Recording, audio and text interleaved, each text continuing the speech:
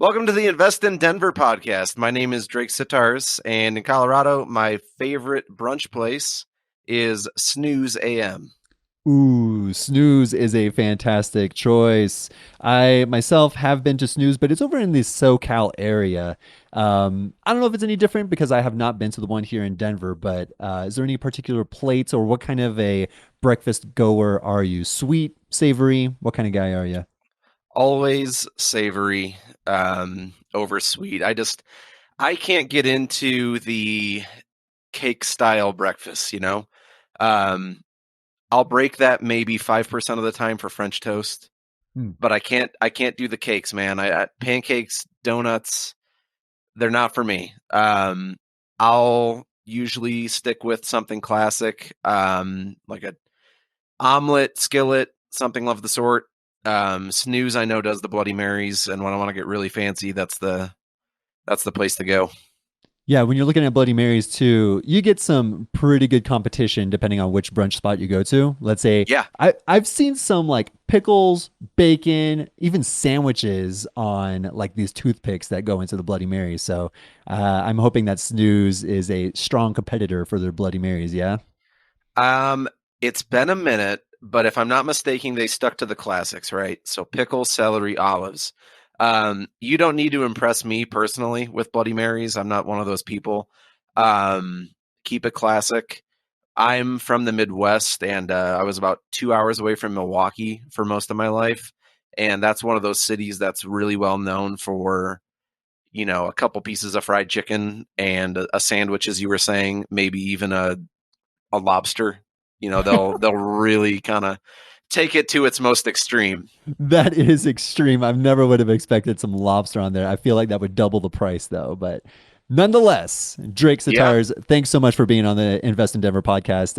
It is a genuine pleasure just having you. I know for my previous episodes, I've had more like real estate related people on here, but I kind of wanted to toss in a monkey wrench in a good way of like people that just enjoy the community, enjoy the scene, and just interesting people that have something to say about Denver. So that is where you come in, Drake. And I thought of no other better person for reasons that we will disclose further on in this episode about mead, about pizza, about meats. Everything that you are into is something that I feel like other people in the Denver community should know about. So, with that being said, man, I'm super glad that you're here. I guess before we talk into what you're into, what you're good at, and things like that, how did you even arrive in the Denver area? And what's sort of the quick synopsis of like where you came from, why you ended up here in Denver, and what's your life like now? Certainly. Born and raised in Illinois, Chicagoland area. My hometown wouldn't consider itself Chicagoland. We were just far enough away and, in the cornfields well enough to kind of separate ourselves. But I mean, it is a 45, 50-minute drive to Chicago. So you're in Chicagoland. Hmm. Um, Grew up there my whole life, right? Had all of my jobs there, went to school there, everything in between. I, much like many people, the pandemic hit and it got my wife and I to really reevaluate what we valued, what we wanted to do. And she went ahead and applied for a job out here in Colorado that for her was a dream job. And it seemed like a stretch at the time. It was just like, yeah, well, we'll put out the application, we'll cross our fingers, we'll see what happens. There were 106 applicants, I want to say, that competed with my wife. I could be off by a digit or two there. Um, and lo and behold, she beats them all. Wow. And she lands a job out here in the Denver area. And I worked from home at the time. I worked a management white collar job, and it really kind of gave me that flexibility to do what I wanted where I wanted. So for us, it was a no brainer. At that point, we were on a month to month lease where we were living, so we didn't have to break anything. We packed up and we got a U-Haul and we moved out. Nice. And where did you move? I know you bought a house recently, but was that the next place that you went to? Yes. No. So we originally started in Frederick, and my brother lived here since 2018. So when this all came up and happened as quickly as it did, I relied on him, and he graciously took myself and my wife in for about 5 months. So we moved to Frederick. Again, really didn't matter for me too all much. I was just working in the little office space that they gave me. My wife had a bit of a longer commute than we would have preferred. And about 5 months later, that brings us into October of 2021. We challenged the housing market and managed to secure something. So we're actually out in Bennett. It's eastern Colorado, no, central eastern Colorado. It's about a 30-minute drive into Denver on the eastern plains. So it's a growing area. There's a lot more space to build out here. So it started small. Already in my first year here, it has boomed in size. New businesses, new housing developments, all signs of a growing community and people wanting to live out here. So we got lucky when we did, October 21. So been here ever since. Wife's commute is shorter. Everyone's happy. Yeah, I mean, I was going to say Frederick is not close, especially when you're No, looking in the no. like Breckenridge neighboring area. That's well into the mountains for the people that are not too familiar with where that is. It's maybe like what, hour and a half going west into the mountains, give or take, going south on 9, I believe it is. So yeah, I mean, what was that drive like? I mean, I know you could work from home, but where was Kelly working at? She worked at Children's Hospital in Aurora, so southwest or southeast of Denver. For her, that was, if there was no traffic, she could make it in about 40 minutes. But you tell me when there's not traffic, right? Right. Um, so more often than not, she was leaving with about an hour and 45 minutes to spare to get to work. Gets off at 5, gets home 6:15, Mm. 6:30. So that eats up 2.5, 3 hours of your day. And I've used to do that commute back in Chicago. I don't miss it. And I know what a toll it takes when you're putting that kind of time into your day just behind the wheel. She got into true crime podcasts, so that kind of kept her afloat. I was going to say that podcasts are the saving grace. Either I learn Spanish or true crime or educate myself. I mean, there's only so much that you can do in a 45-minute to an hour drive, and podcast seems to be the fit saving grace for sure. Yeah, with I mean, moving to Bennett seems to be the smarter move for sure. I mean, going into the city and Aurora being a little bit closer than the actual city of Denver makes a lot more sense. So tell us a little bit more. I mean, you don't have to go into too deep details because there's a whole bunch that I'd like to talk to you about. But like, what was it like trying to purchase that property over in the Bennett area during this hot sellers market? I mean, I was an agent at that time. It was insane, and you are not the first to tell me that it was a struggle. So yeah, I mean, it's a nice house. I've checked out your place before. I mean, it's everything that a lot of people would be looking for in a house. But what was that situation like with purchasing that place? We got lucky, plain and simple. We got very, very lucky. So my wife and I, much like many others, we had the situation where we put in bids, did open houses, viewed a house, and the one weekend it was open and had to put an offer in by Yeah. Sunday night. Ended up getting outcompeted on homes by tens of thousands of dollars. We were looking in Westminster.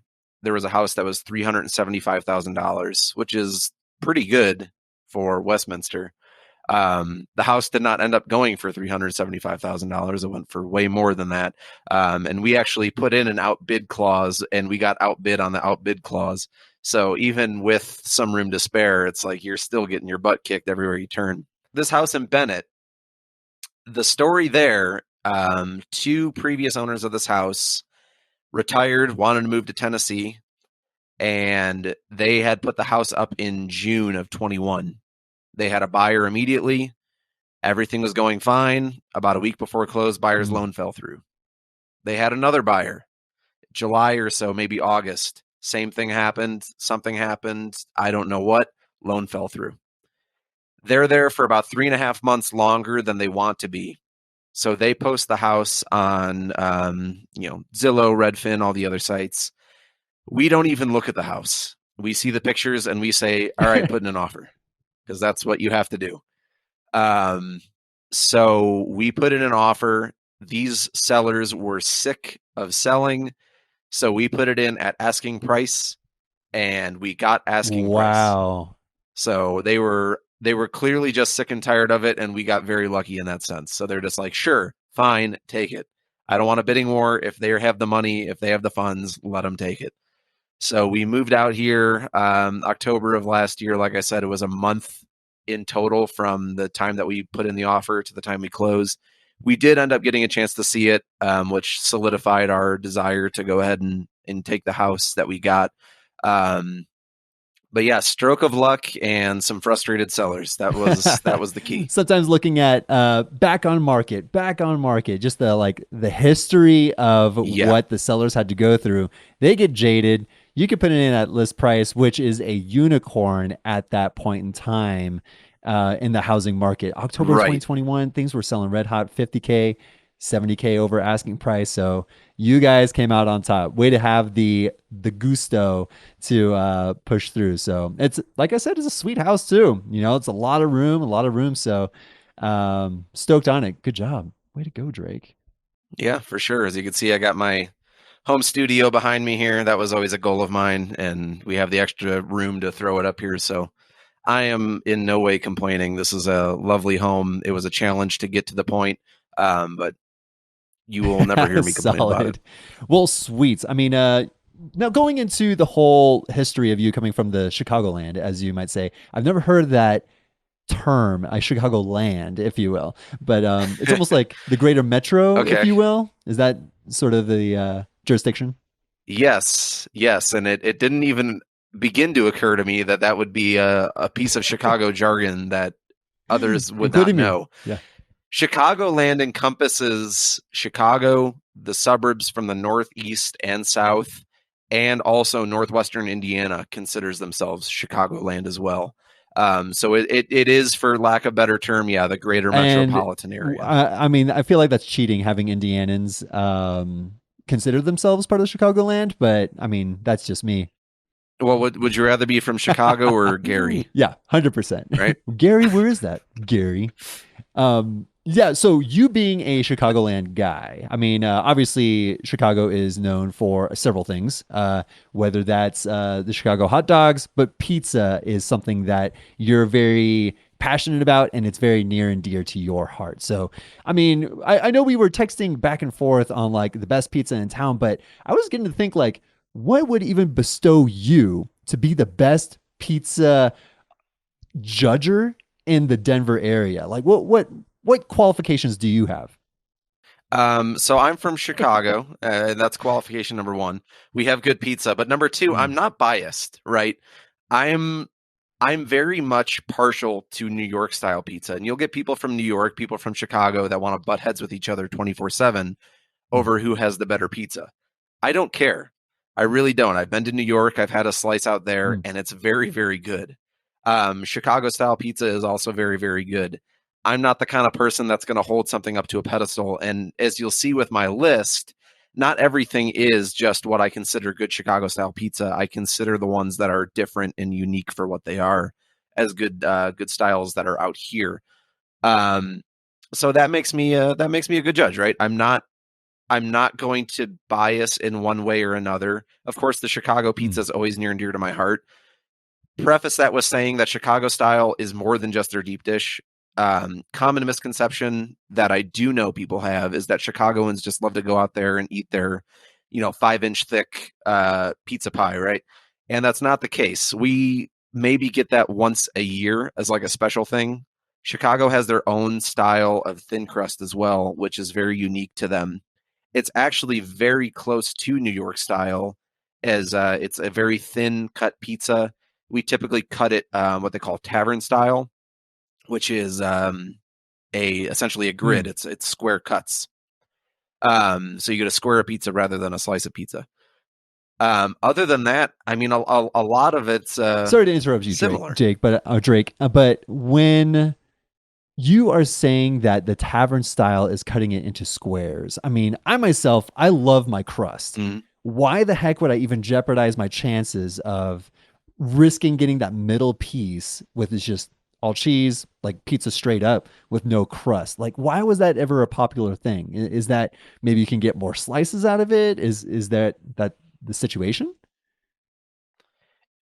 It's more shareable. I mean, you can get yourself an 18-inch pizza with 30, what would that be? 36 if you do a 6x6 slice, 36 pieces.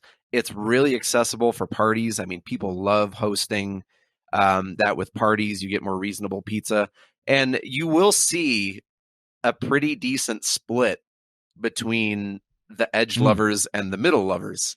And of course, you would fall somewhere into that spectrum yourself. I think as someone who likes crust, you'd go for the edge pieces because you'd still get that crust. My mother, for example, her among many are, take the crust, have all the edge pieces you want, go for it, mm. leave me my middles. So there's a good diversification, and I think if you're hosting a party, getting a couple 18 to 20-inch pizzas out there, thin crust style, bringing them in, you're going to Okay. find something So that pleases then it everybody. gets me to think those same middle pizza lovers versus crust lovers. There's got to be a name for that, by the way. I mean, there's the crust and then there's the middle. The middle. It's It's the middle. Yeah, So, middle with piece. that, are you a particular side? And if so, does it translate to brownies as well? Because I know there's edge brownie lovers versus middle brownie lovers, right? Yes. In my youth, I was a middle slice person, a middle piece. As I've grown older and my palate has matured, I have kind of gone more for the edge pieces in recent times. It depends as well. I mean, you can appreciate probably as much as anyone. There are pizzas out there that just don't do good crust, and there's some out there that do good crust, and it's going to be very dependent on the pizza place specifically whether or not you're going to want to go for that. There's one in Chicago, for example, called Homegrown Inn. You could actually find their frozen pizzas in stores here in Colorado, which is exciting for people that want to throw down a premium buck or two for a frozen pizza. Highly recommended. Their crust is second to none.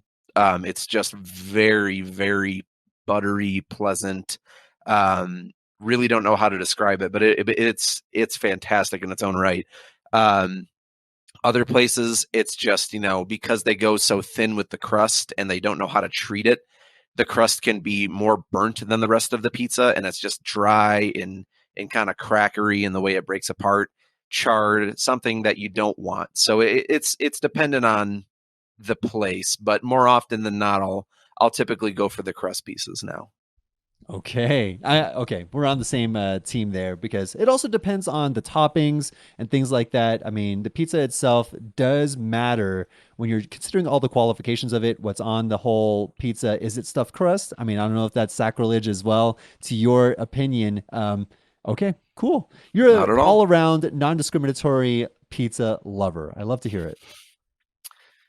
That's the goal. Like I said, I will not show bias in my judgment of pizza. I understand that things are regional.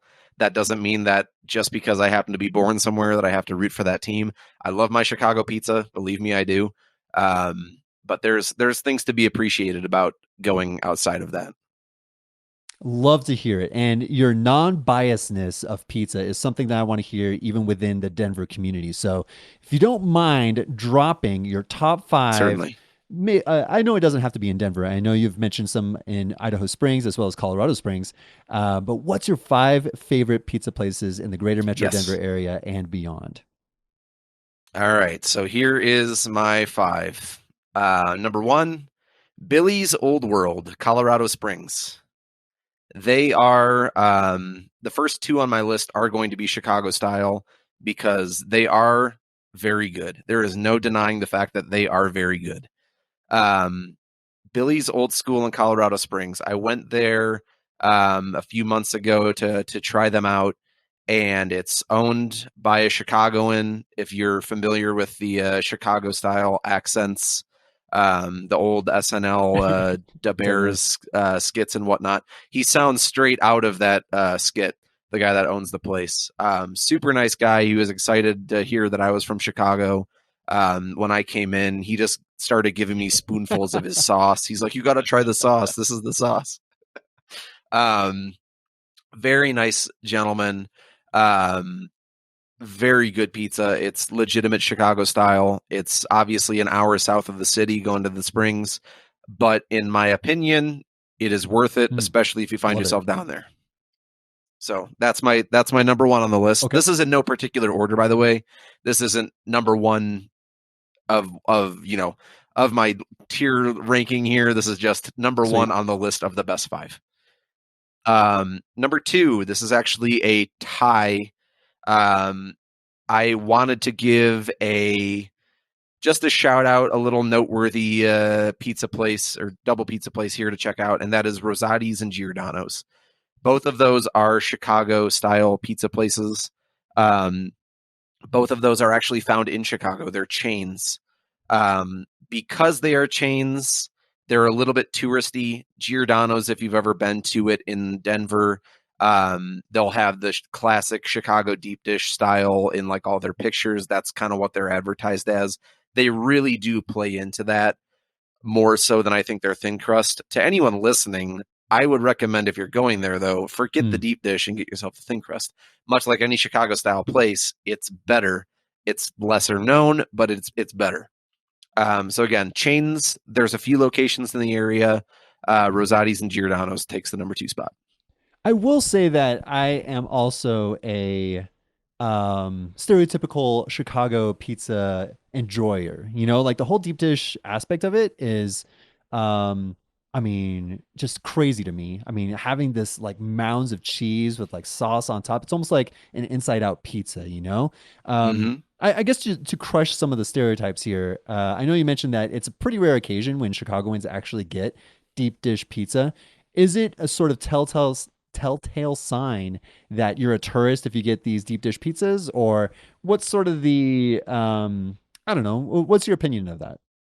I don't think so. I don't think it's a dead giveaway because we do consume these pizzas. Again, it's not as often as we're getting a thin crust pizza, but unless you're frequenting these places enough and you're just getting it time after time, which really wouldn't make you a tourist at that point, Hmm. I don't think you're selling yourself by ordering a deep dish style pizza. Um, I think what you're doing is a disservice to yourself as a tourist if you're just getting that and then leaving and basing your assumption on Chicago style just off that deep dish. Hmm. I like that analysis. Okay, sweet. Anything. Anyways, on to number four. I appreciate Number the three, additional number three. insight. Oh, that's right, because two was a tie, a two-way tie. I dig it. Two is a two-way tie. The chain places. Number Awesome. three, and this is a Denver-ish local chain, I believe. I've seen a few, one in Longmont, one in Idaho Springs. There might be more, and that is Bojo's. Bojo's is super unique, and that's what made me like it. They advertise themselves as mountain pies. Hmm. They are really, really thin pizzas. They're cut into slices like a normal pizza place everywhere else around the nation, right? Their crust is incredibly thick and pillowy and soft. And they actually serve it to you with either a bottle if you're there in person, or they'll send you home with packets if you go home of honey. And the expectation is that you're putting honey over the crust and you eat the crust that way when you're done with the pizza. So it's kind Hmm. of like it gives you that salty sweet combination dichotomy, if you will, between those flavors. So it's really pleasant. Again, it's super unique, not something that I've seen, even though they call themselves Colorado mountain pies. I don't think I've ever seen anywhere else in Colorado do it. So I think it might be unique to them. If not, someone correct me. But they're by far and away good enough to be noteworthy. I had the genuine pleasure of trying Bojo's over in Idaho Springs, and I can't say anything more than what you've already said. I mean, it's an amazing pizza place. I love my pizza as well, although I don't have the clout as you do, Drake. But I am an enjoyer of pizza and have enjoyed it all my life. So Bojo's sort of like twisty crust. It's almost like a Twizzler, you know, that sort of like shape to it, Mm-hmm. and then yeah, the honey is amazing as well. And it's not like the typical viscosity that you're familiar with like certain honeys where it might be a little bit faster viscosity or lower viscosity, maybe it is, where maybe they cut it with something. But Bojo's, like you can tell this is the thick stuff. I don't know if this is because it's so natural or because they did something special with it. I don't know, but whatever they're doing, you got to keep going with it because that honey plus that crust combination, that sweet savory, it's almost like a turtle chocolate pretzel. You know what I mean? Hmm. It's that awesome combination of the two, and they just done it so good. I love what they did with the place. Yeah, it's definitely worth checking out if you haven't already. It's fantastic, and I echo your point. They do use a good honey as a mead maker, and we'll get into that later. I'm also a good judge on what is good honey, but no, it is excellent. So it's well worth it. Love it. And on to number four. On to number four, Kelowna's in Parker. Um, Nothing really to note for this one. Actually, it's just a pizza that's done really well. It's a normal cut pizza. Again, it's a pie cut. It's not Chicago style.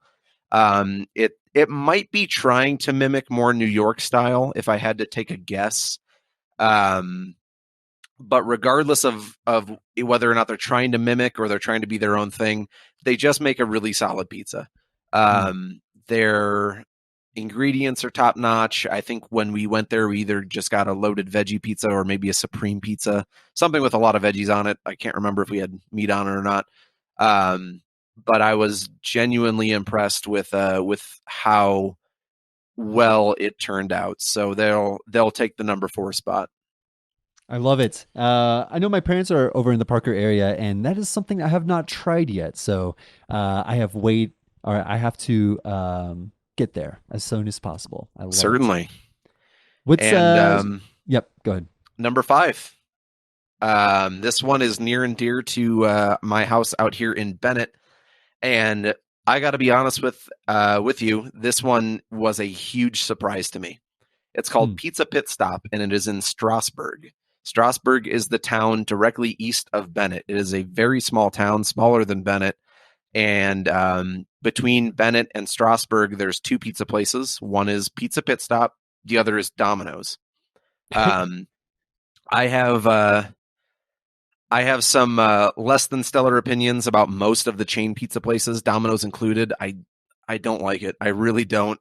Um, so the fact that there was this other place in Strasbourg, I decided to give it a shot, expecting the worst. And boy, was I pleasantly surprised. Mm. This is a really good Chicago/New York style flavor. It's a very thin crust that they do there. The ingredients, I think the cheese blend that they use, as well as like the sauce that they use, I don't know how they do it, but they've somehow managed to really capture that really disgusting, greasy note that you want from a good pizza. Mm. Um, it is incredible. My only qualm with them is that they don't push the cheese far enough to the crust for a thin crust pizza. Mm. So it's a pie style cut, and they leave you probably about like maybe an inch and a half to 2 inches of crust at the end, and it's just flat. So it's not like it's curled up. It's not like it's something that you can kind of stuff or do anything with aside from just eat the crunchy outside crust. So you remember how I was recalling how some Chicago style places the crust will just be burnt because they don't know what to do with it at the end. They kind of Hmm. fall into that category, and it's a disappointment. It really is. I know I mentioned this to you over text when I brought them up on my list, but when I had it, my first reaction was, let me get a job here part time. Let me try to get in their heads and just kind of tweak the recipe enough to where they're pushing it a little out towards the sides a little, because the grease from the cheese will melt onto the crust a little on the outside. It makes it a lot more pleasant. Um, and while I'm there, maybe I cut it into squares because that's the Chicago way. But that's besides the point. I don't think it's my place to go in and change what could be a family recipe, so I decided against getting a part-time job with them. I used to work at a pizzeria, by the way, so this I would have been a great fit. My resume would have been solid gold. Um, but I decided against it. Again, Only issue is they don't push that cheese out a little bit further. It's that burnt crust that I don't really care for. Everything else they nail though. The flavors are fantastic, and from a little tiny couple thousand people town, pushing out pizza like that has been really what they call a diamond in the rough. Is that the phrase? That That is. is exactly what they are.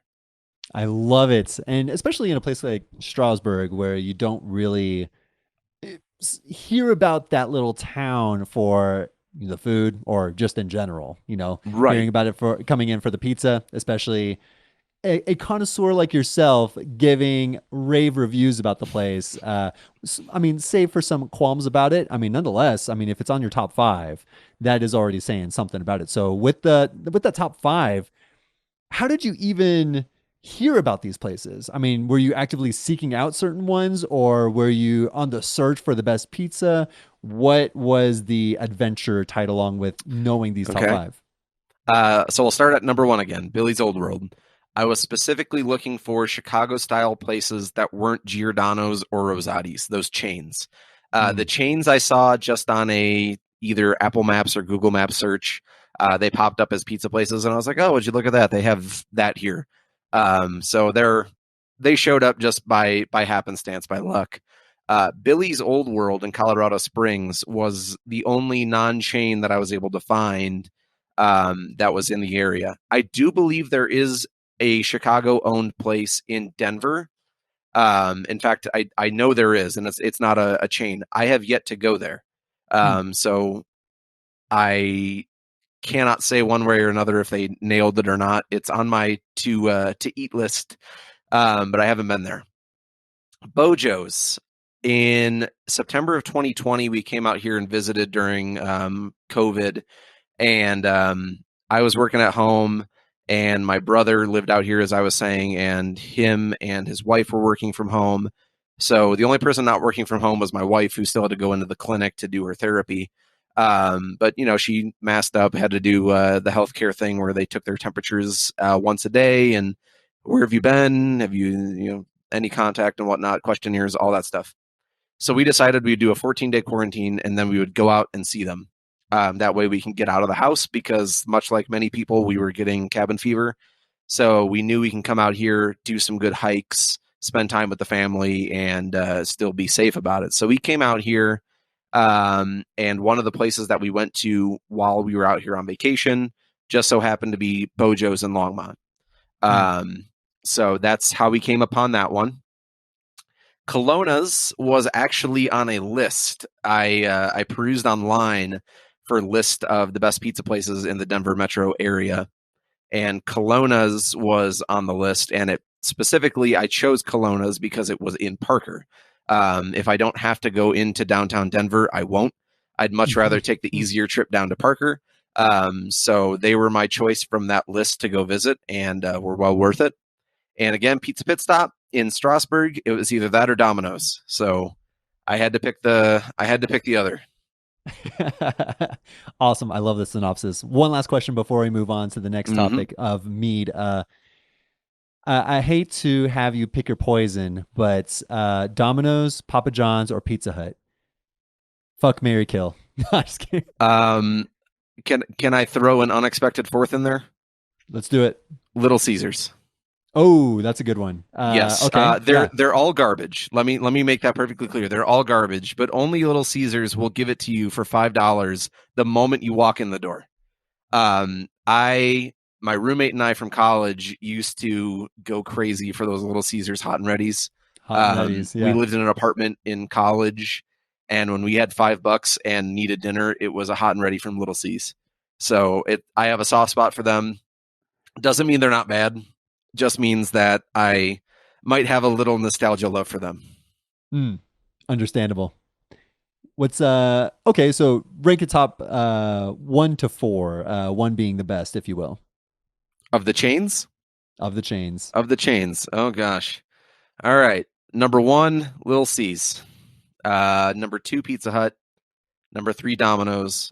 And far and away, number four, Papa John's. I love it. I don't want to delve more into that because that is something it's just too much hate. But Yeah. Nonetheless, thank you for the synopsis of your favorite pizzas, especially coming from the clout man like yourself. Of course. So I know you mentioned that honey and Bojo's was such a huge component for it, and it's just a nice addition going into and your honey. And why you know your honey, I mean, of course, I know the answer, and you mentioned it as well. Like you make mead, and for mead, and for a lot of the Denver people that are living here, beer is far and above probably more popular or the most popular alcoholic drink, in my opinion. But why? Or let's start even more basic. What is mead? And is there any sort of history lessons that you'd like to go into? And why did you even get into the whole mead scene and creating it? Certainly. So what is mead? Mead is a wine. It's not well, I guess we'll take it a step back again. Mead is not necessarily a wine. Mead can be anywhere from beer strength and carbonated to a wine. It's just an alcohol where the fermentation, the alcohol is derived from honey. Honey is the source that to break down biology, yeast eat honey, yeast eat any sugar, really, and they convert that sugar into alcohol. It could be done with juice. I mean, you can get as basic as buying Welch's from the store and some bread yeast and throwing it in and letting nature do its thing. That will get you alcohol. Beer, the sugar is derived from grains. Ciders, they're derived from apples. Wines, it's derived from grapes. Mead is derived from honey. Hmm. Again, how much honey you put into it will give you your output. So if you're adding a little bit of honey, you'll end up something that's low alcohol, kind of like a beer, maybe 4 or 5%. Those are very popular, carbonated, served kind of like a beer or a carbonated cider. They're very light, very refreshing. Or if you add more, you can go all the way up to something that's the strength of a wine. The 12, 14%, all the way up to about 18 or 20% for some of the really strong ones, comparable to a port style wine, and everything in between. So, okay, I get it. So it depends on where the sugars are derived from, determines what the alcohol is considered or what that label Correct. should be called. Okay, that makes a lot of sense. I know I myself, before I tried your mead, Acolyte Meadery, I've tried mead back in San Diego maybe once or twice, and I fell in love with the thing. And it was funny when I got the cup in a rounded glass and they told me to like switch it around, smell it, and all the good stuff. I'm like, I don't know what I'm doing, but I'm just going to taste it, whatever. And they only gave me maybe like, it was like a wine pour, but I was expecting like a pint glass. I was like, what the hell? And like they're jipping me out on good product here.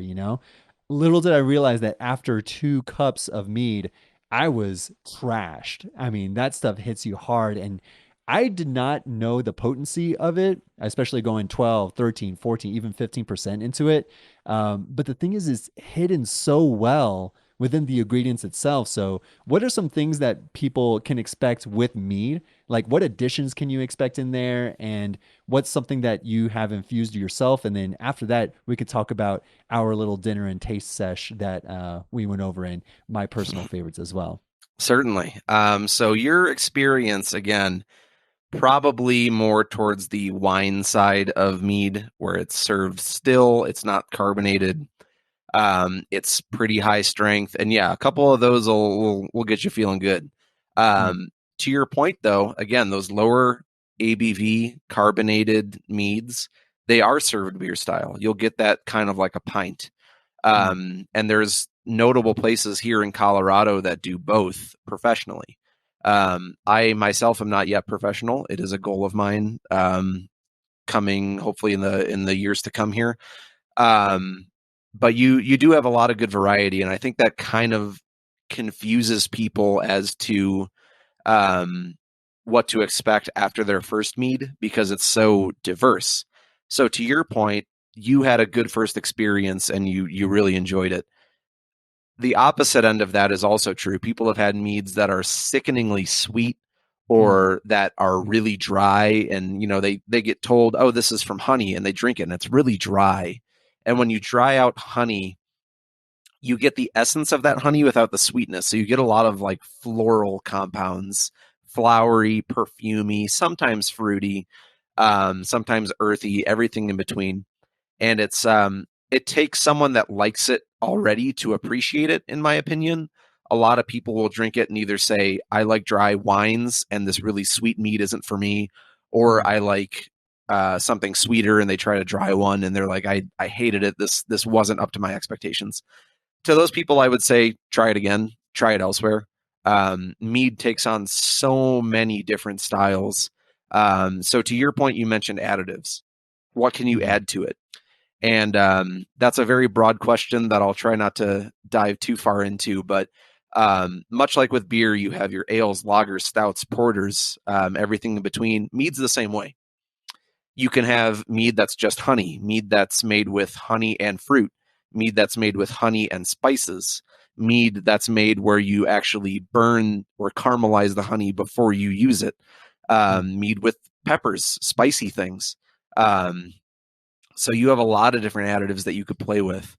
I have added just about everything I can get my hands on into a mead at some point or another just to play around with it. Everything from spices to fruits. Some of the things I'm really fond of, I love using vanilla beans.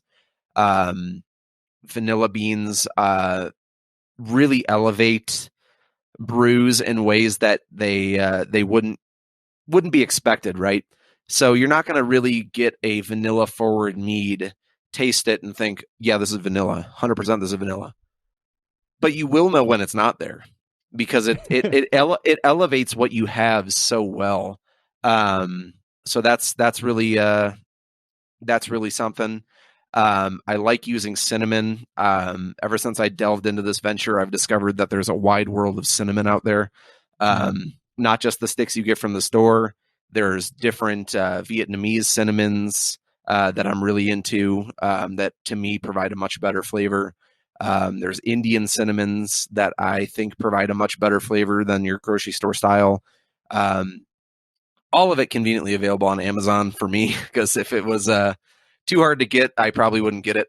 Um, Fruits, anything that's big and acidic, right? Raspberries, blackberries, blueberries. Love working with those. Apple based mead, somewhere between a mead and a cider. I've made those. Pears, oh gosh, you name it. Citrus, rinds, orange, lemon, lime. Not yet grapefruit, but that's on my list. Um, so it's really sky's the limit. Sky's the limit. And that's actually something that you made evidence when I came over to your place for the first time, got to hang out with you, Kelly, Minju, and Erland, and we were just having a great old time. And Connor, too. That was like a lot of fun. And to expand a little bit on those flavor profiles and what is the possibility of those additions into mead. Some of the flavors that I had on here and I took notes on my phone, I was like, I know I'm going to get wasted on this stuff. So I have to take notes. I know. So you had the chai tea. Chai tea was a really good one. And you had Star of Anise somewhere in there too. I don't know if it was in the chai or some other one, but Yes. also, yeah, what was it that one specifically? That was not the chai tea one, but there is one that I put it in. It is an apple cider base with honey, fermented on mangoes, and W- you get kind of that apple and tropical note. I aged it over the star anise to kind of bring in that earthy licorice flavor. And again, you were there. It's when you say that it's going to impart a licorice flavor, the room goes quiet, right? No one wants to be the person that tells the mead maker, well, I don't really like that. I don't really care for that.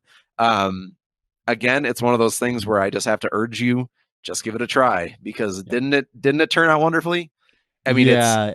it's It, there, the licorice yeah. flavor's there, but it's there to complement. It's not there to do anything else but complement. Yeah, it's not in your face. I know, like, let's say in comparison, let's say like sodas, right? When you have like cherry soda or like vanilla soda, it's almost like you could tell it's the syrup that was just added to the place, or added to the product itself. But for the meads, it's almost like I don't want to say subtle because it's a little bit more prominent than that. It is a flavor profile, but it's not in your face, is I guess the best way for me to describe it as a non I guess I don't drink mead too much, right?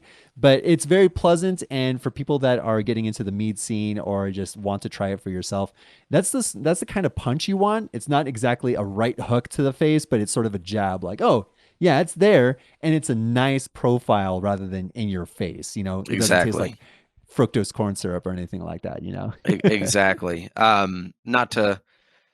Not to get too in depth with it or anything, but as wine drinkers and mead drinkers alike, typically there's three portions of when you drink the mead.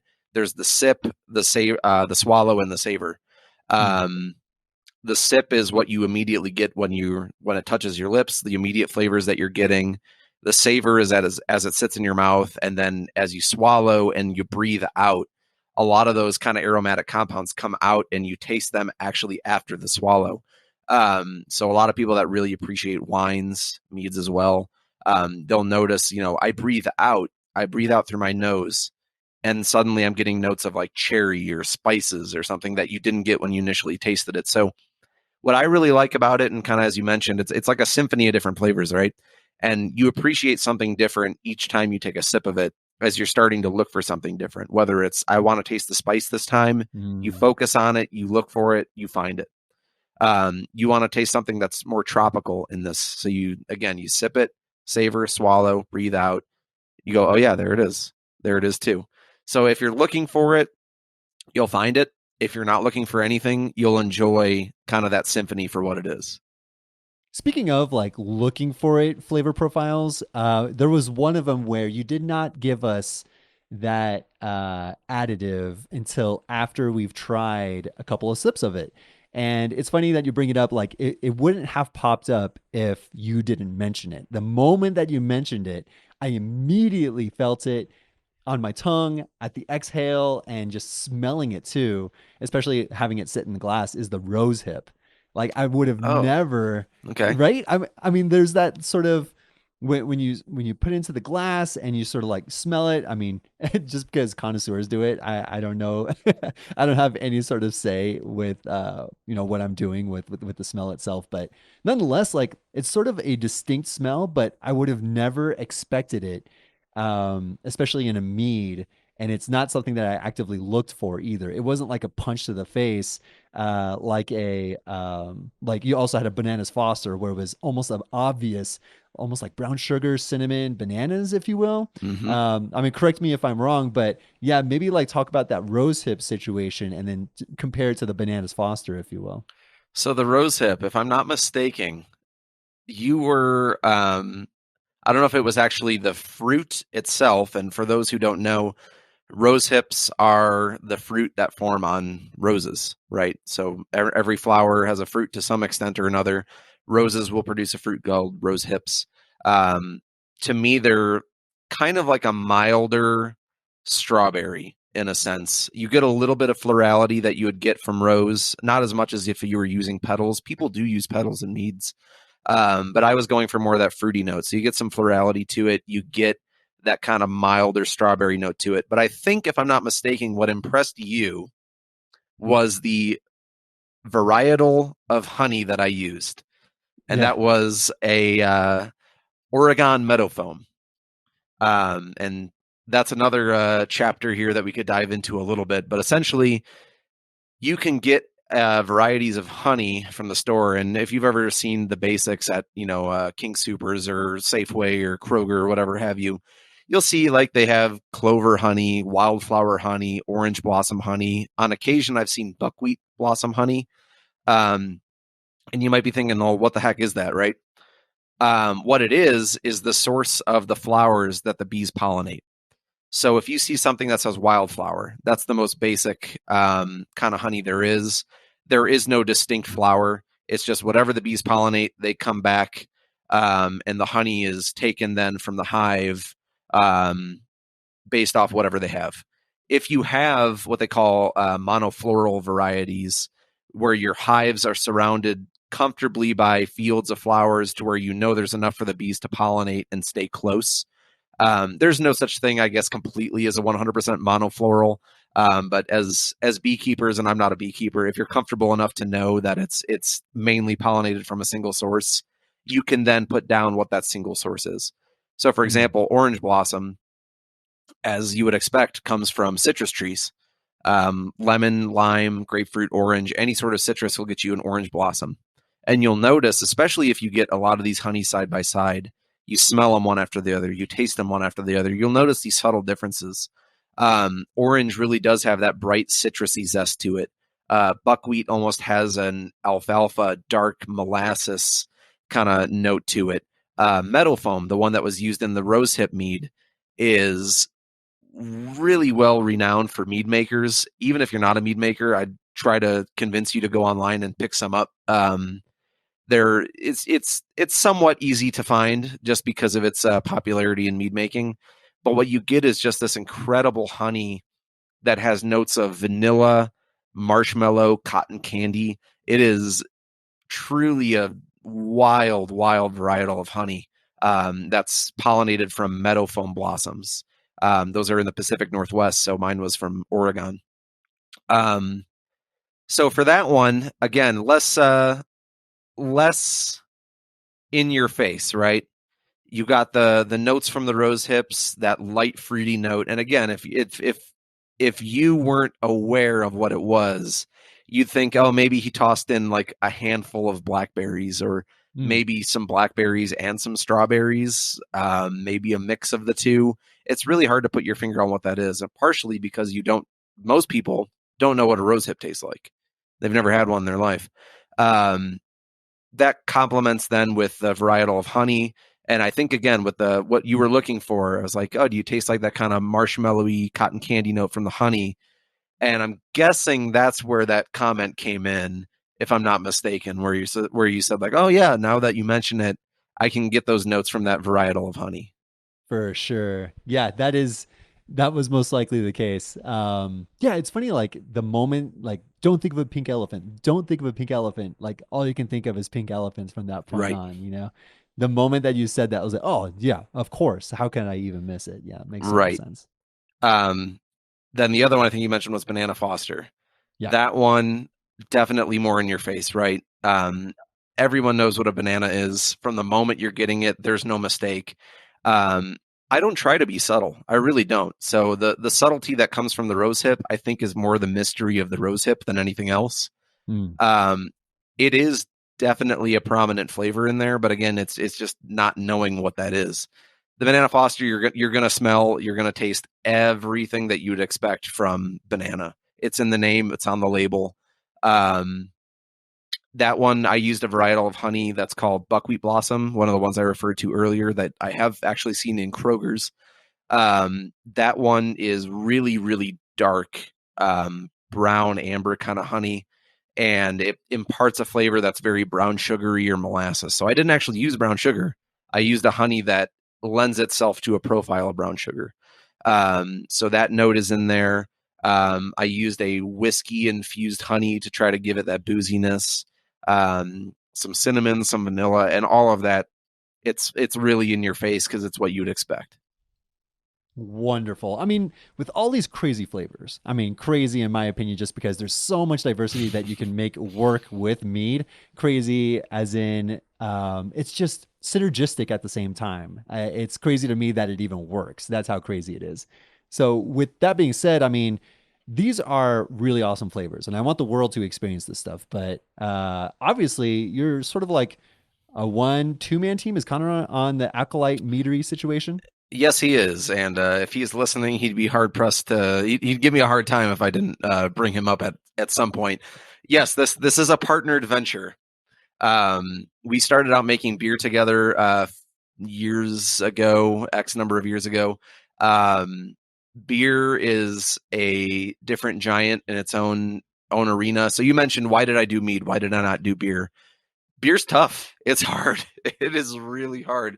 Um, you need to commit your entire day to brewing a beer. Yeah. Um, You have to be very careful of oxidation with a beer. Hops, one of the main ingredients of beers, are so prone to being oxidized. You can end up with a beer that tastes like wet cardboard before you know it. Mm. Um, when I discovered that I could just pour apple juice into a jug and pitch some yeast into it, or mix honey and water and pitch some yeast into it, and then let it sit for like 8 to 12 weeks, well, then all of a sudden I'm just like, hey, this is a lot more obtainable. Um, Now I've come a long way since then. Everyone's first homebrewed mead, I think, is, unless you're very lucky and well read, it's going to turn out real bad. Because at the most basic form, yeah, it's honey, water, yeast. Put it in a jug, shake it up, throw it in the corner. It's going to end up tasting like jet fuel at the end of the process, though. Turns out yeast are living things, and if you feed them just sugar, they don't really like that. They end up really stressed, and they throw out a bunch of bad flavors. There's not any vitamins or nutrients or anything in it at all. It also comes out really watery, right? It doesn't coat your mouth well. Understanding the differences in the acids that are naturally present in the honey versus what you could add to it, different ingredients and how they play into it, trying to make it to where it coats your mouth a little bit better, so you're not just sipping it and losing it. You do learn a lot through the process, but everyone has that first jug of mead where it's just like, I don't know what I've made. It makes me drunk, but I really don't like it. So, um, so yeah, that's how it started. This the ease at which you could get involved, and again, that's not to say that the rabbit hole isn't detailed, as I explained, but the ease to get started is definitely a much less steep learning curve. Mm. And I can truly appreciate that because I brew beer nowadays every once in a while, but back in the day, whenever I ran out of the 5 gallon batch, and I really strongly considered how much water I was using just for cleaning the equipment, not even including the actual water needed to actually make the beer. So, all of that being said, mead is a nice pathway for people to get started in that stuff, especially these 1 gallon, 3 gallon batches where, yeah, you know what? I'll give it a shot. Seems to be a lower hump learning curve. So, with that Certainly. being said, maybe give a shout out to like Acolyte Meadery. And is there any way, any future possibility that you would be having this available for public sale? That's the goal. That is the ultimate goal. As of right now, it's a process of securing the funding, figuring out the legal ramifications to starting up someplace that serves alcohol. Colorado is a little bit more lax than some other states. There's meaderies in Colorado that I visited and met the owners. They showed me their space, and they operate out of their garage or out of their basement. That's something you don't see in other states. They just straight up would not allow it. You also have the option to self-distribute in Colorado, which is something that other states don't allow you to do. So it really puts a lot more control in the hands of the small business owner who wants to start that venture. Um, in the meantime, while I'm waiting on county zoning to get back to me to see if my garage is safe, or deciding whether or not we want to just go rent some commercial property and do it there. In the meantime, the goal is very simple, and that's keep making meads, keep discovering what those flavor profiles are that I want to capture, enter them into competitions, get feedback from professionals, work with Connor, my buddy, my partner in this, to learn off of each other. Both of us have taken the opportunity to start calling other meadery owners all across the U.S. Just pummel them with questions, and then build those relationships. Even here in Colorado, there's about 5 main meaderies that are in the Denver area. I have met all of them. Hopefully they all know me by name. I've fingers crossed they remember who I am. Some of them probably more likely than others. But I love those guys and gals. They do really great jobs. And when I tell them my goal is to go professional, the goal of them is not to dissuade me in any way or to view me as competition or someone to be feared. It's a very supportive professional community, where they say the success of one meadery is the success of another. Not many people know what it is. So if you're out there being successful, that in of itself is going to allow other success when they go and search out mead elsewhere. So it's a great community. Um, couldn't be happier with it. So Love to hear it. And for those of you who want to follow the journey, it's Acolyte Meadery on Instagram, ACOLYTE Meadery, MEADERY. Check it out. I mean, there's some really good stuff there, and I can attest to the quality and the even the presentation of it. I love the clarity, and easily I eat with my eyes. So I appreciate everything that you've done to the Meadery there's community the bottle. already. Got to show it, There right? it is. That's right. Yeah, those labels, man. I feel like that's like professionally done, it feels like. Yes, the goal is to start upping my game in any way that I can. We used to do hang tags. So we have one of those as well, that we would just put on the neck of the bottle, and it makes for easy cleanup, but it's also they get crushed really easily, and Mm. there's not enough room on the hang tag to sometimes explain what all is going in with the intricacies of what you're drinking. This one that you're seeing here is Orange Dream, pretty much what you would expect. It's an orange dreamsicle style, orange vanilla, what they call lactose sugar. You sometimes see those in stouts, beers. It kind of gives that kind of creaminess that you would expect. That goes really well hand in hand with the vanilla. Mm. So I tend to put those together. I just get a little bit more information on the label. There's no confusion as to what you're drinking or what you can expect. So yeah, pushing that professionalism. One of the best pieces of advice that I got from a current meadery owner was just, don't say you'll be professional when you go professional. If you're serious, be professional before you're professional. So that stuck with me, and I wanted to bring that sense of professionalism from everything from the product itself, how it drinks, but how you view it too. Right? You eat with your eyes Mm. first, as you said. Drink with your eyes first in this case, and it's yeah, every bit of that's important. Walk the walk before you talk the talk, people. That's it's a good way to even just start up your business. So I do kind of want to wrap this up before I give you the mic, Drake, there's one more item that I'd love to talk to you about, and it's your Certainly. YouTube channel. I know with he's laughing because there's some funny stories behind it all. And I guess if you were to go to Drake Sitarz YouTube channel, you are going to be seeing a bunch of reviews on random products, especially with like Coke Zero products. That orange and vanilla Coke Zero, cherry Coke Zero, I believe was on there. But just random reviews. But as a lead on to my next question, what inspired you to even do these seemingly random food and drink reviews on YouTube? It started with my brother. My brother, John, if you want to look him up on YouTube, he's called The Fat Hipster. And he started doing it years before I did. We ended up working together in the same building in Illinois, and he would just start inviting me out to some of his reviews. So he would go out and get lunch. He'd say, "Hey, there's a new product at Taco Bell. Do you want to join me?" It's like, "Heck yeah, I want to join you." All right. So we'd do that, and we get in the car and we start doing reviews together. And as I was sitting there and giving my opinion on fast food for my brother's channel, I was just thinking to myself, like, hey, this is pretty fun. Like, maybe I'll give it a shot myself. I didn't want to rip my brother off, so the goal wasn't to get out there and try fast food. Mostly because I really didn't want to get in the habit of trying too much fast food. But I thought there's tons of other things out there that might be worth reviewing that people don't know, half as much about. So I would go to like World Market or try to look online at like foreign stores or like look at weird snack ideas, and I would order these products to try just for um the kind of comedic value and the novelty value of it. It eventually broke into a few like snack reviews that weren't too novelty. I think there's like and we're calling back a few years here, but yeah, like there was a Coke Zero. My brother doesn't do just like regular product reviews, so I was like, all right, I'll do this. I think there's like a beef jerky limited time review in there. I'm Yeah. like, I'll do that too.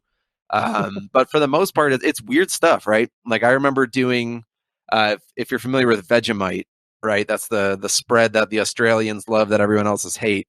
Yep. I went in a rabbit hole with that where I found that there's the British version, the Australian version, and actually the New Zealand version. They all have their own different versions of spread that's supposed to take that same style. So I ordered them all. I was like, all right, let's do a shootout. Let's try that. Let's try alligator jerky. You could buy that online. Let's try this soup that's from Norway. I'm gonna, that's available at World Market, so some American might come upon it and want to see what it is. Um, and to your point, before we hit record, yeah, one of those ended up really taking off. Um, I reviewed a And can of Heinz, the ketchup people, Heinz macaroni and cheese in a can. Um, and again, it's like one of those things, right? As an American, I walk through the canned food section, right? There is canned pasta, but it's like, SpaghettiOs, ravioli, rotini, something tomatoey. To see mac and cheese in a can, it's just like, really? Um, so And it's what the funny how heck? you Buy it. preface the video with, "Yeah, I've seen like Chef Boyardee, but this is on another level." Yeah, And right. Like you also Chef mentioned Boyardee that didn't touch this. yeah, and you were also mentioning that it's just a UK thing because you couldn't get something like that in the US. And a lot of people that were Yes. from England or overseas commented on the video. They're like, "No, I don't touch it either." And then from the UK, they're like, I hard no." I haven't actually checked that video since its conception. So it's about 4 or 5 years old since I've done that. It somehow managed to accrue 14,000 viewers. 14,000 people cared about my opinion of a can of mac and cheese. It's also it's funny because I would do those reviews after work. So I'd come home from doing my white collar job, and I'm wearing like a button down, like something nice. And I'm sitting there and like, I'm not trying to rip off. I know there's another food YouTube reviewer that wears suits. I wasn't trying to rip off his style or anything. It just so happened to be what I was wearing. I got home. I was like, all right, I'm not getting undressed. I'm just going to, review this can of mac and cheese. So I'm sitting there in like a nice button down and some slacks, enjoying a can of mac and cheese in a bowl, giving my thoughts on it. And somehow that took off. Yeah, it was almost like a alcoholic's interpretation. Like, you know what? I came home from work. I don't have anything to eat in the fridge, so this is what I'm eating. Might as well review Yes. it. Yes. So that did particularly well. It's not my first viral video. My brother's channel, we did a shootout of Chicago style Italian beef sandwiches, which is its own Chicago style amazing food that I can go on about. But to keep things short, I won't. There's a lot of places in Chicago that do it, so we did a blind shootout. My wife actually marked the sandwiches and then texted me the results, had them in my pocket, didn't look at it, and we did the product review and gave our responses. We actually got contacted by the winner, the corporation for the winner, and the corporation that won brought my brother and I on to like this exclusive grand opening of a new location, gave No us a bunch of way. free stuff, a bunch of gift cards. They wanted to partner with us for a while on the channel itself, but things kind of fell through. I don't know why, but things just kind of fell through. But we did end up getting loaded up with a bunch of stuff and saw some grand openings and ate for free. And you know, I'm not going to complain about that. That's definitely the most payment I've ever gotten from one of those videos. That is a big win in terms of reviewing food, and all of a sudden you get more food and see grand openings. That's a Right, huge win, in my right, right, opinion. right. Well, nice, Drake. I appreciate it, man. I appreciate all your time so far. But before we cut to the ending, I'd love to turn the tables and give you the mic. Is there anything that you'd like to ask of me? Anything in the world? One thing immediately came to mind for the moment we got on video, right? And that is the shirt appreciation, the sailboats. Um, it's a shirt that I would wear myself, and I was actually considering. Again, I work from home. Didn't want to like overdress or anything, throw on the plaid, but I'm usually in a t-shirt. And I have a shirt that has jellyfish on it, a shirt that has rhinos on it, and I see that you are also an appreciator of those nice button-down patterned shirts. So what are some of your favorites? What do you got hidden in that closet? Yeah, for sure. No, excellent question. I'm glad you asked it. People usually ask me boring questions like, "What's your favorite food in Denver?" So this is definitely exciting. No, but yeah, some of my favorite shirts, and actually I've convinced my wife Kat to redo my wardrobe, and she's been piecing in and out certain pieces of my wardrobe. So this is one of them. Another one is a plaid shirt that is like this style, but it kind of looks like yours, and it's a long sleeve. And there's another one of my favorites that's a 3/4 sleeve, and not too many people know about these like baseball fit shirts, where it has the sleeves that are sort of one color, the actual body or torso as another color, and the other sleeve is, that same opposite end. So that's another one of my favorites. And another favorite wardrobe piece of mine is a runner jacket. I love running. I'm a runner, and it's a New Balance thicker feel. I feel like I would sweat hardcore if I were to actually run in this, but it feels good. It's a nice fit. And with me being a lanky dude, it actually goes out to my wrist if I were to like reach it out straight. And yeah, that's probably my favorite piece of clothing in there. And I have some other like simple designs, but that is one of my favorite piece of clothing for sure. Terrific. Again, I appreciate the pattern shirts. Those are my go-tos. So nice to see the sailboats. Um, my next question for you. You need a pop of color in your room, man. I'm looking back there. I'm seeing white on white on white on white with a little cork board with your windscreen hanging up back there. Um, where the heck are you, man? Is that your bedroom? Or do you just prefer the white walls, white ceiling, white bed sheets look, or what? That's a great question. As of right now, I'm over at my parents' place in Parker on the second floor in a guest room, and it's the only room that I have access to that can be relatively quiet. And I 100% agree with you, especially with the white blankets and a white headpiece and white walls and white panels. Like, I'm realizing now that this is a pretty boring situation here. At least you have this sort of like cream orange in the background, like for your situation, but I'm beige. I mean, like this is a very beige white room, and it's kind of sad when you really think about it. So, thank you for the heads up, and I'm hoping that people can really comment on it, like what color. There you go, guys. Subscribe and comment below. What color do you think I should color this wall right here directly behind me? That is something that I have to figure out and would really entice, a little bit more eye attraction here. Let's get that aesthetics going. So yeah, thanks for bringing that up.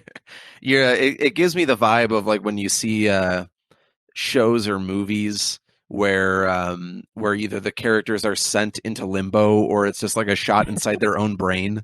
And it's just like the all white background, white floors, white walls. Sometimes it's just a white abyss, right? And you're just Right. kind of sitting in there and you're just like everything looks the same for miles and miles.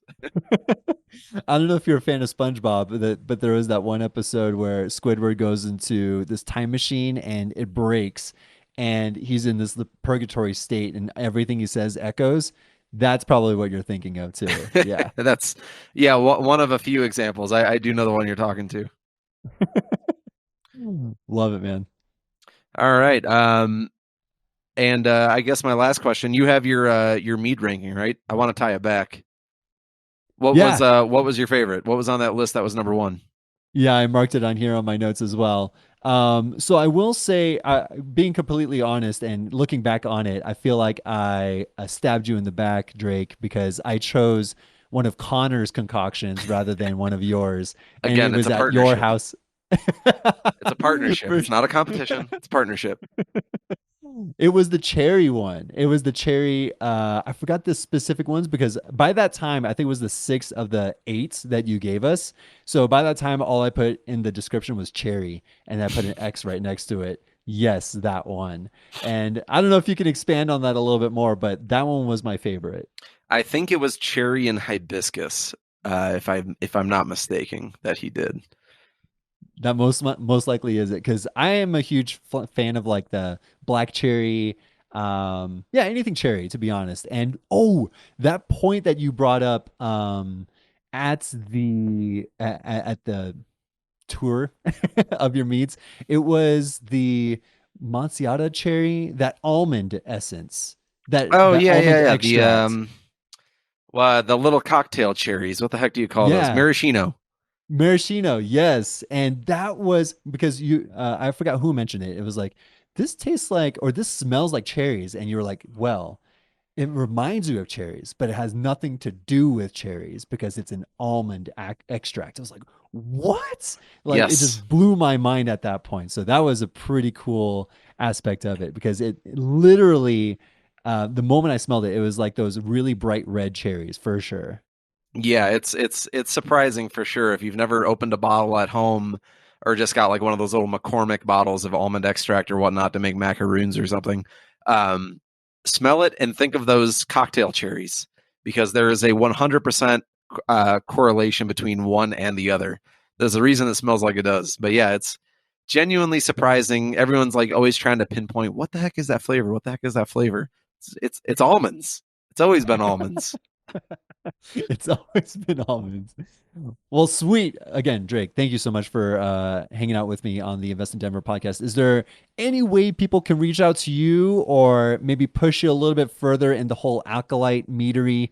And I feel like we've promoted this so strongly that a lot of people will want to go out there and try to purchase your stuff. So, how can people reach out to you? Gotcha. That Instagram that you already mentioned, the handle Acolyte Meadery. Reach out, shoot me a DM over that if you have any questions, comments. If you want to try my stuff, again, I am a not a legally regulated business yet. The goal is to become a legally regulated business within the course of the next year or two. As such, federal guidelines permit me not to be able to legally sell you anything. Um, that said, it doesn't say that I can't legally give you something.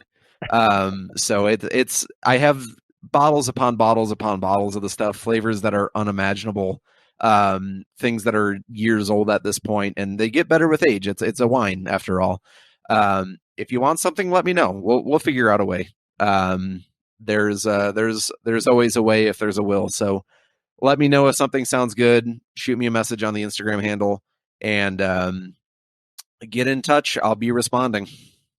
There you go. And make a new friend at the same time. Come on over, try some of the smoked meats, which I'm sad that we didn't have enough time to talk about it, but maybe next year when you actually have your storefront and you have your smoked meats on the side for Acolyte Meadery, that is something that we can Yeah, definitely discuss. So with that certainly. being said, I am Ian.realestateagent. I'm on Instagram, TikTok, YouTube. I post weekly videos on YouTube. And this is something that I enjoy as well. The whole community aspect of it, not just real estate related information and interviews. This is something that I want to get people hyped about with the Denver community. So if you guys really like this stuff, comments, shoot me a DM. Let me know what you think about all this good stuff. So thank you for listening to the Invest in Denver podcast, a Phi Team production hosted by me, Ian Jimeno. Thank you so much, Drake Sitarz. Thank you.